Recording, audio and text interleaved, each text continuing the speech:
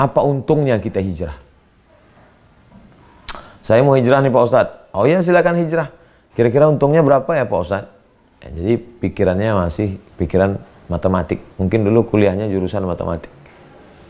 Untungnya apa hijrah ini? Kawan saya nggak hijrah, tetap mabuk, tetap sakau, uangnya banyak, karirnya macam-macam, jalan sama cewek ganti-ganti tiap hari. Saya hijrah, susah sekarang. Jadi dia tidak memahami hijrah. Hijrah artinya man hajara ma nahallahu anhu, meninggalkan yang dilarang Allah. Kalau sudah meninggalkan yang dilarang Allah, maka datang ketenangan dalam hati. Walladzi anzala sakinata fi qulubil mu'minin, Allah menurunkan ketenangan. Jadi saya ketemu dengan mu'alaf masuk Islam, kaya sekali. Ustaz Somad, ini orang ini dulu rumahnya, mobilnya. Terus saya tanya, jadi waktu masuk Islam, ya saya tinggal Pak Ustadz. Terus Bapak sekarang, saya hidup tidak miskin, hidup sederhana, kemudian cukup. Apa yang Bapak dapatkan itu apa? Kata dia, saya mendapatkan ketenangan. Kita tidak mengerti ketenangan itu karena kita tidak pernah sekacau itu. Jadi bagi orang yang hidupnya dari awal lurus-lurus aja, tidak pernah sekacau itu, orang yang tidak pernah mengalami macetnya Jakarta, lalu kemudian ketika datang ke Pekanbaru, ya biasa aja, karena dia memang orang Riau.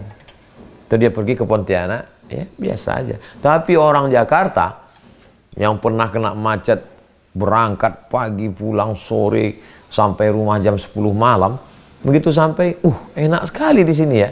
Begitu lebih kurang. Ketenangan itu dirasakan oleh yang orang hidupnya pernah kacau balau. Oh, dulu kacau balau Pak Ustadz, rasa dikejar-kejar setan, nggak tenang, jam 2 malam nggak bisa tidur. Saya dulu Pak Ustadz sebelum hijrah, jam 2 malam nggak bisa tidur. Saya pernah 2 hari nggak tidur Pak Ustadz, kata jamaah. Setelah ikut pengajian Ustadz, alhamdulillah, Ustadz sedang ceramah pun saya tertidur. Saking tenangnya itu Pak, itu nggak betul juga, bukan segitunya juga. Nah, artinya apa yang kita dapatkan? Ada ketenangan batin. Ala bidzikrillah, dengan banyak berzikir mengingat Allah, tatmainnul qulub, hati menjadi tenang.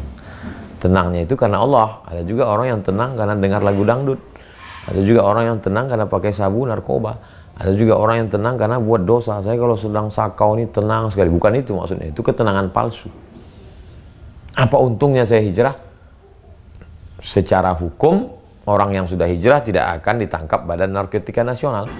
Secara hukum, orang yang sudah hijrah tidak akan kena virus HIV/AIDS. Baik itu yang ditularkan melalui LGBT, atau free sex bebas banyak pasangan, gonta-ganti, atau karena jarum suntik. Itu fisiknya, medisnya, zahirnya. Adapun secara batin adalah ketenangan yang diberikan Allah. Huwallazi anzala sakinata, Allah yang menurunkan. Ini qalbu, hati, diturunkan Allah ketenangan. Wallazi anzala sakinata fi qulubil mu'minin, Allah yang menurunkan ketenangan dalam hati orang beriman. Liyazdadu imanan ma'a imanihim, iman dia bertambah seperti iman mereka, saudara-saudaranya yang sudah hijrah kepada Allah Subhanahu wa ta'ala.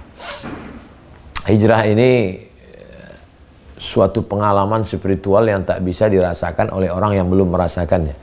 Al-hayatu fi zilalil Qur'an ni'mah. Hidup di bawah naungan Al-Quran itu nikmat. La ya'rifuha illa man dzaqaha. Tidak ada yang bisa mengetahuinya kecuali orang yang pernah merasakannya. Tidak ada yang bisa menceritakannya, mengetahui kecuali orang pernah merasakannya. Orang penikmat kopi itu kalau kita tanya, gimana rasa kopi ini? Pas kita cicipi pahit.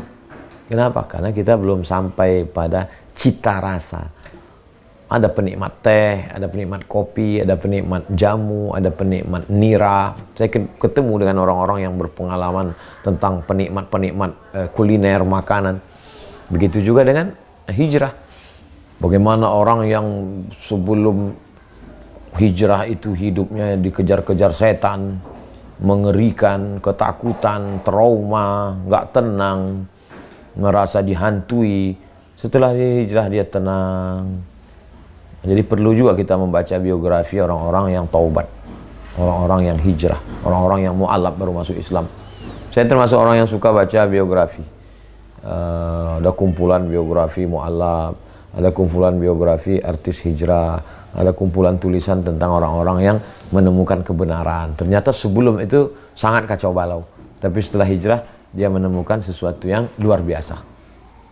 Berikutnya adalah apa step-stepnya, langkah-langkahnya itu apa? Langkah yang pertama, menemukan titik balik.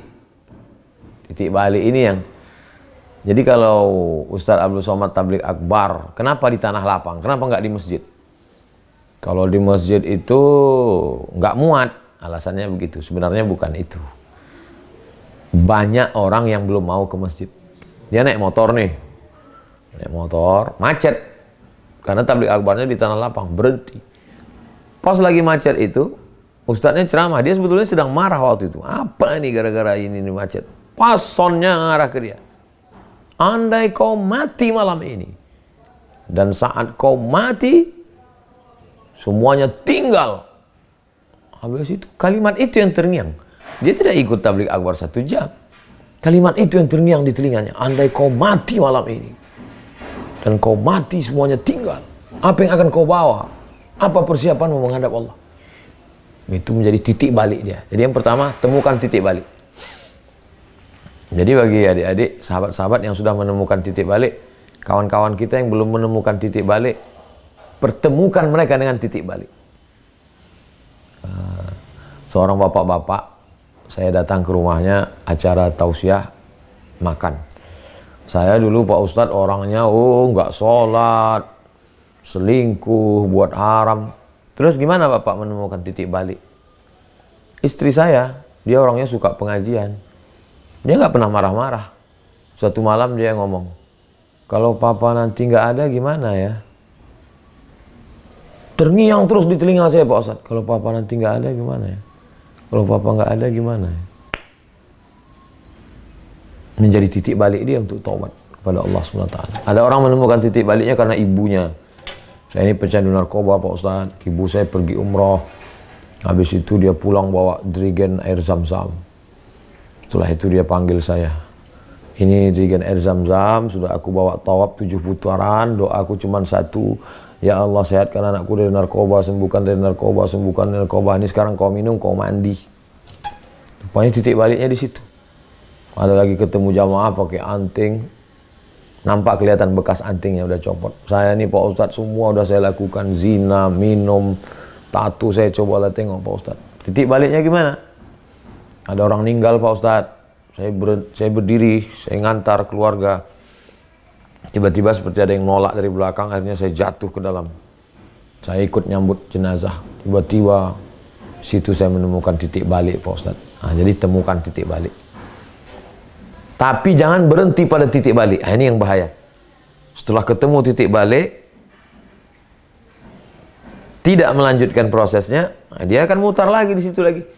Berapa banyak orang yang sudah hijrah, katanya sudah taubat, sekarang tampil lagi di streaming, di TV, tapi penampilannya sudah tidak mencerminkan orang taubat. Kenapa? Karena hanya menemukan titik balik, tidak ada kelanjutannya. Step pertama, temukan titik balik. Yang kedua, mandi taubat. Nah, ini penting. Ada syariatnya, ada aturannya.